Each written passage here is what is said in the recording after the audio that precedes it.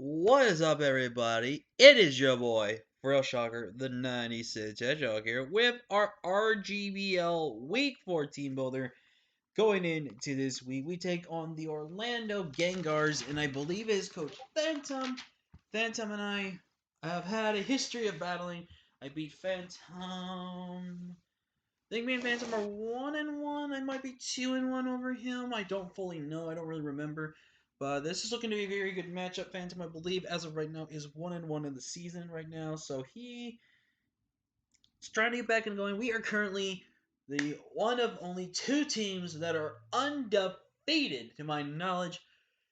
And that we are the first team to hit 3-0. Excuse me. Getting really tiring for me today. Don't know why, but we're 3-0 right now. We're looking really good for playoffs. Apparently, it's now actually 10 weeks, even though it was 9 weeks last season. I don't understand why an initial week was added and wasn't even confirmed. But we're at Rockwood. We're 3-0 though, so we're looking still really good for playoffs. Win another 3 games, we 100% clinch. Win 5 games, we could still clinch, but then comes the differential. So basically, if we win just 2 or 3 more games, we are basically going to the playoffs 150%. So that's really good. But Phantom's got a pretty powerful team. It's pretty annoying versus me, so let's hopefully we can move around that. But looking at Phantom's team, he has got the Zygarde 50% Mega Blastoise that cannot be Shell Smashed, Gengar, Uxie, Virizion, Galvantula, Comfey, Obstagoon, Heatran, Rampardos, and the Glaceon. So before we go into breaking his team down and everything else that we can do, hit the like button if you haven't already. Subscribe if you are yawning to become a new member of the Phil Shocker crew, because you be Frillin with the king of the crew. And that actually would mean you be Frillin, and not just because I'm tired and everything like that. But, so, breaking down his team, I don't think he's bringing Glaceon. Glaceon is just trash. It doesn't come versus me. Rampardos, it does not come versus me.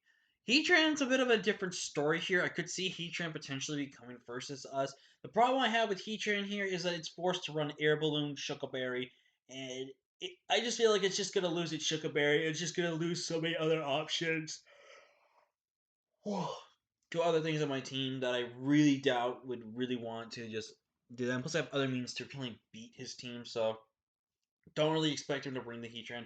Obstagoon is something I could maybe see him being bring versus us in the fact that he could be a Defiant set, because he knows if he brings the webs versus me, he has to reliably move them, so he could see me Defiant to his Scarf variations.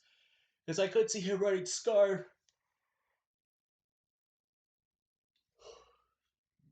Potentially to run an outspeed drill, and also being Scarf to potentially catch off my Como-O potentially. So definitely something to kind of keep note with that. Comfey can maybe be brought if he doesn't want to bring Uxie. But the problem I have here is he doesn't bring Uxie. He doesn't really have a ground resist. Because if you really look at my team, if you really look at his team, he only has 2 ground resist. One can get beamed by coverage, and then one that literally just resists but gets hit by the other stab. So if you really look at his team, he really cannot switch into my ground stab.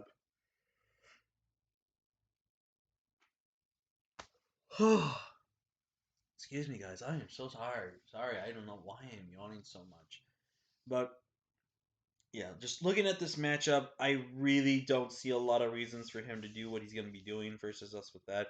Comfey only would come if he really feels confident enough that he can weaken down Excadrill, and if he can somehow be able to beat Mega Venusaur. The problem I have here is this. With Mega Venusaur, if he wants something, he has to have a Calm Mind, Draining Kiss, he has to have Giga Drain, and then store power. That's his problem. He can't run something like Synthesis and stuff like that. And I feel like with a set like Comfey is very not versatile enough. And plus with me, having 2 amazing Comfey answers and 2 mods that he actually kind of struggles to break through on this team, I really don't see him bringing Comfey. But Comfey could be that hidden gem to be brought in case he wants to. But I do have means to hit that Comfey still. And we still have good reliable checks to it. So looking at the main team, Zygarde is terrifying versus me. I only have kind of 2 outs to Zygarde in some way. I don't want to deal with Zygarde. Zygarde's a problem. Mega Blastoise is another one of those monsters that's a bit of a problem versus us. We do have a couple of answers to Mega Blastoise. Ooh, excuse me. That we can kind of handle going to this match. So definitely something to keep knowing there. Gengar, he may be a little hesitant to bring Gengar, but I think Gengar just matches up phenomenally versus us. Because outside of the sand, this thing pretty much destroys my team because it's going to most likely be choice scarfed in the type of fashion. And just overall, I just definitely think that it's going to be one of those mons that we're going to have to really kind of.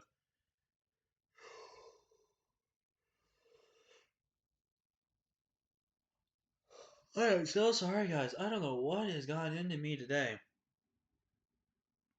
But we're just getting tired. But Gengar can be a massive problem. I definitely think it's going to carry the coverage of Dazzling Gleam, Psychic, Poison move, potentially, maybe Grass move, and then it has to carry Dazzling Gleam to beat my Komalo. It has to be, because he's going to think I'm going to be the bulletproof ability. He needs to counter that. Psychic's not that good of a counter because he can still lose to it. I think he needs to run the Dazzling Gleam for that's the reason I have right there. So Dazzling Gleam, I think, is a must. I think he's going to have to bring one of his stabs, which I think is most likely going to be Shadow Ball, because Shadow Ball is really spammable versus my team. I do think he could pack the Energy Ball / Sludge Wave if he wants to run dual stab. Excuse me. And I think he has to put Psychic on there just to be able to handle some of my things on my team. So yeah, so that's a little time. Uxie has to come. If he does not bring Uxie, there is no safe switch into ground stab on his team unless he's got Air Balloon on something. There was legitimately no safe switching. The reason you guys are probably thinking, wait, he's got Verizio on there. That's a safe switching. For what you're about to see with this Excadrill, it's not a safe switching, regardless of what he tries to do here. But again, also talk about Virizion. Virizion's not actually been a problem. It does get access to Zen Headbutt, so it can be a check 2 big of Venusaur. It could be a problem if it starts getting the Swords Dance up. It could pretty much nail a lot of our team outside of the sand. If it was Choice Scarf, it could actually outspeed a couple of things on our team as well. So something to kind of really keep note about that, as well going forward into the rest of this matchup. So, and up next is Galvantula. I think he only brings Galvantula for the webs. Galvantula kind of just has terrible matchup versus me in general, but I think he's going to bring him mostly just to bring for webs, if I'm going to be completely honest. So, there's that reason. But yeah, that's the team I expect him to bring. Again, I can maybe see the Comfey and the Obstagoon. Very so lightly, I do see him bringing Heatran, but I can kind of see him bringing the Obstagoon, and I can definitely see him bringing Comfey if he doesn't feel confident enough to bring webs versus me. So, we've been proving, though, that if you got webs, we beat them. We have beaten every single team that has had webs versus us every single matchup so far, and we have proven that we can win with webs on our side of the field. We have proven it. So let's see if we can prove it again. But first, Big Mama making her debut this week now. Big Mama has a lot of shoes to fill this game here, and very much a lot of goodness to follow. So we got Big Mom with the Smooth Rock Sandstream, obviously, bringing primarily a physically defensive set this week with Fire Fang, Earthquake, Slack Off, and Toxic. Earthquake Spam is, again, there for Toxic is there for the Uxie. It's also there for the Zygarde to burn a Lumberry if it is Lumberry. We are also having Fire Fang to hit the Virizion for potential switch-ins, and it's also there to hit the Galvantula on a potential switch-in. It also just kind of hits anything that's also weak to Fire-type moves on his team, which is also very important right there. But Slack off there for reliable recovery. Toxic, like I said, just for relax. We're running max HP, 8 attack, 188 defense with the 16 spit up with the impish nature. Like I said, we're running more of a physically defensive because we can wall Zygarde better against that team. And again, we can just freely spam Earthquake. If he wants to keep wasting his health, that's fine with our natural attack. Well, unless he's extremely bulky, like max HP, max defense, impish, he can't. We can always break a sub regardless of what he wants to try to do versus us. I do expect him to run more of a jolly nature than an adamant nature versus us because he does need the speed in order for him to. I mean, he can hit us hard, but here's the thing: if I can run this Venusaur with some speed or anything like that, he could be in trouble if he doesn't try to go for the speed. And plus, if he doesn't try to outspeed at least our Excadrill or our Como O with a +1, he's in dire straits of a problem right there. So that's where definitely forcing the prep on the what's it can do a lot of work for us here. So a lot of reason for that to believe right there. Up next, we're bringing Driller, and this is what I'm telling you guys. Swords Dance pretty much just claims KOs and wins us the game right here. We have Iron Head, Earthquake, Aerial Ace, Swords Dance. This shuts down the entirety of his team. There's no if, ands, or buts. It just beats his team. We are rocking Soft Sand because, again, he has really no ground switch-ins besides any potential sturdy or anything like that. It's just going to be the case right there. Again, Iron Head really just going to be there for the Uxie, essentially. And Air Release really just there for Virizion specifically. And the rest of his team, if I get a Swords Dance up, there's no. They all just die to Earthquake. I can Iron Hand Uxie. I mean, the Convey if I really want. But I don't think Earthquake's going to beat the Kaelin, but I'm going to probably click an Earthquake regardless of what's going to happen. But I got Swords Dance up. I 2-8 KO Uxie, and Uxie cannot knock me out unless he goes for Memento. Trust to draw and lower my attack offensive prowess. But again, with the soft sand that's already getting boosted, plus the sand up, this thing is just going to be a murderer. We are running the 112 in the. I'm just making sure something here, guys, real quick. But we are running 112 in speed, which means we should be faster than some of his bulk outside of sand. But the main reason we have the speed here is to kind of be more slightly bulky offensive. But I did calc with the jolly nature of his max HP.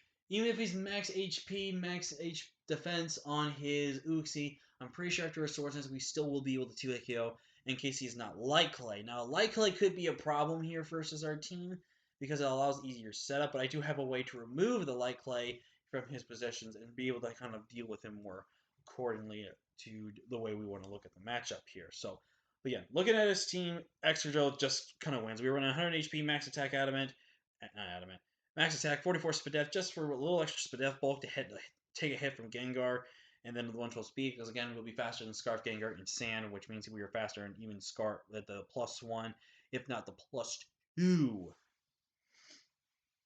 of a what's his name, Zygarde. We should be faster than +2.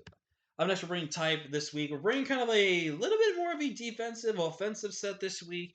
Very, very, very specifically on these the creeping right here this week. We are running Ice Beam, Defog, Multi Attack, and Crunch. Crunch is only realistically there for Gengar. I really wanted something to hit Gengar hard, and that's the reason why I have that. Multi Attack kind of smacks up a good part of his team. Defog is to remove any potential screens he wants to set up, any potential rocks he wants to set up, and also to ignore those sticky webs on his side of the field. And then Ice Beam for the Zygarde. Because of Zygarde is Yachi, we burn his Yachi, which is really good. And if not, we guarantee 2 KO with the Ice Beam. Where if he tries to set up a Swords Dance and Dragon Dance, he has to click. He might figure out what we're going to be. He could expect Grass versus us, which Grass would not be bad versus him. The one problem I have with going double Grass against him, though, is that double Grass does not hit a lot of his team that I really want to do damage with. Bug, on the other hand, hits a little more harder of his team that I really do want to hit.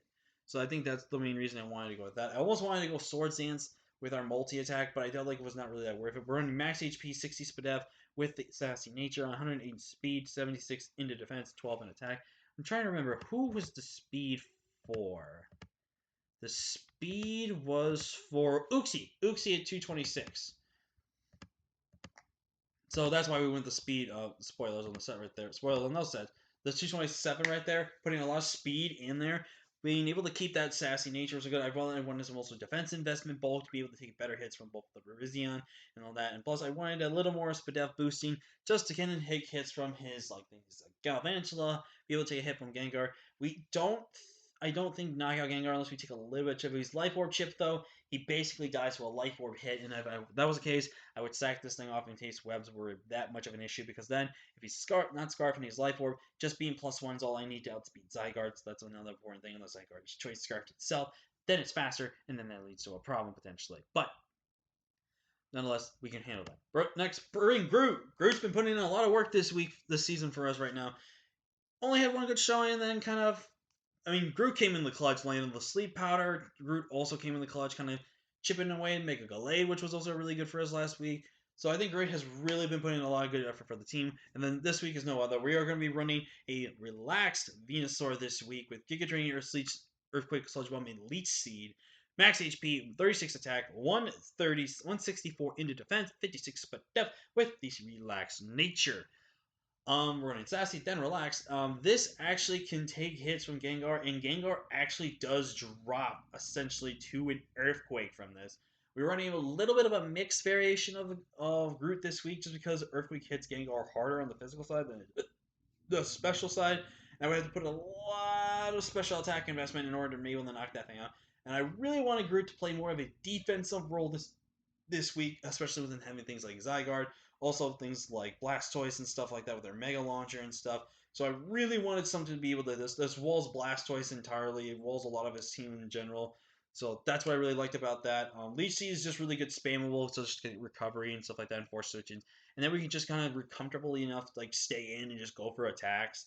That can just really annoying. Obviously, Uxie is almost like a free switch in every single time, but he does have to be careful of Sleep Powder. If he's not careful about Sleep Powder, he will lose this game. Because Sleep Powder can honestly just beat him 100%. Just straight up beats him, which is a very important thing to know right there. Up next, making his return after his week 1 dominance at the end of the game, we have the Scale Male Michael Mo'o coming back. Autotomized Clanging Scales, Earthquake, and Flash Cannon. Honestly, Dragon Stab was all I really needed this week. We do have the Flash Cannon on there in case Comfey does come, and I can have some way to check Comfey or chip Comfey down and bring in something like maybe like an Excadrill on the switch and potentially to go from there. But we're running 96 in HP to give us that odd number of HP, max special attack 24 in the special defense, and 136 speed. With the 136 speed, we are faster than Choice Scarf Gengar, which means we're also faster than the +1 Zygarde. Again, if he's only Scarf Zygarde, doesn't even matter, we're already +1. So that's another point right there. So we're really going to be emphasizing on the main factor of speed this game. So the speed is going to be very much a crucial aspect, I think, to this game. And I think he's going to know that as well. But I'm really feeling confident with this Komodo set. We are going a little more for especially offensive than we are going physical.